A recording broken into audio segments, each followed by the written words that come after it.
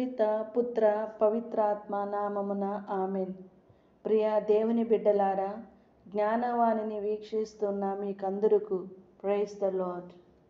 ఈనాడు మనము పేతురు బోధనా పీఠం పండుగను కొనియాడుచున్నాము. అంటే పేతురు గారు యేసుక్రీస్తు శరీరమైన శ్రీసభను కాపాడే బాధ్యతను తీసుకున్న సందర్భాన్ని తల్లి శ్రీసభ పండుగగా కొనియాడుతుంది. యేసు ప్రభు చేసిన ప్రతి కార్యానికి పేతురు ప్రధాన సాక్షి. అలా పేతురు ప్రతి సంఘటనకు సాక్షిగా నిలుచున్నాడు. ఈనాటి వాక్యములో యేసుక్రీస్తు ప్రభువు నేను ఎవరును అని మీరు భావించుచున్నారు అని అడిగినప్పుడు జవాబుగా పేతురు నీవు సజీవుడు అయిన దేవుని కుమారుడు వగు క్రీస్తువు అని చెప్పాడు.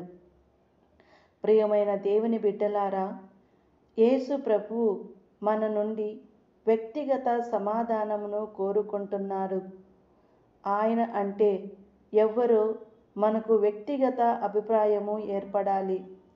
మొదటగా ఆయన ప్రేమను, ఆయన క్షమాపణను మరియు ఆయన గొప్పతనాన్ని మనలో అలవర్చుకున్నప్పుడు ఆయన యందు దృఢమైన అభిప్రాయము ఏర్పడుతుంది.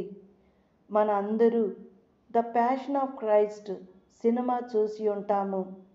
ఆ సినిమా యొక్క డైరెక్టర్ మెల్ గిబ్సన్ చాలా ప్రసిద్ధి చెందిన ఇంగ్లీష్ సినిమా నిర్మాత.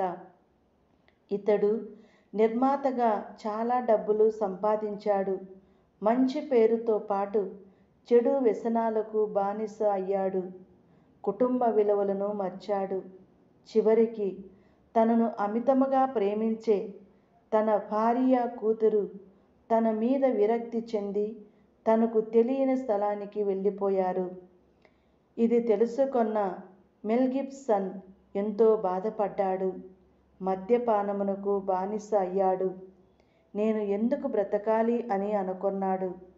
చివరకు చనిపోవాలనుకున్నాడు. అయితే ఒక 23 గంటలు సంతోషంగా గడిపి 24వ గంటలో తానే తుపాకీతో కాల్చుకొని చనిపోవాలని నిర్ణయించుకున్నాడు.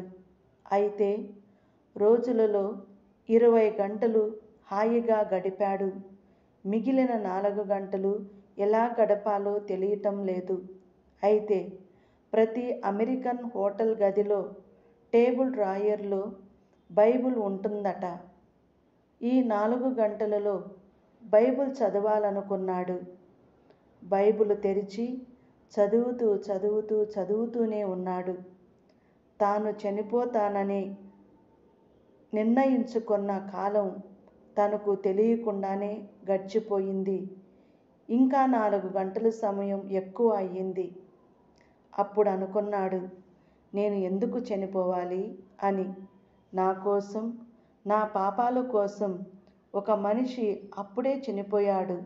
నేను ఎందుకు మరణించాలి అని యేసు ప్రభువు శ్రమల చరిత్రను సినిమా రూపంలో the passion of Christ cinema తీసి ఇంకా గొప్ప ధనవంతుడు అయ్యాడు.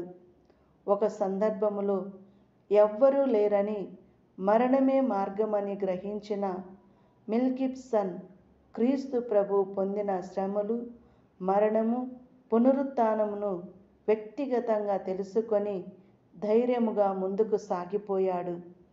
మరి మనము కూడా యేసు ప్రభువుతో సహవాసము చేద్దాం, గొప్పవాళ్ళం అవుదాం. Praise the lord.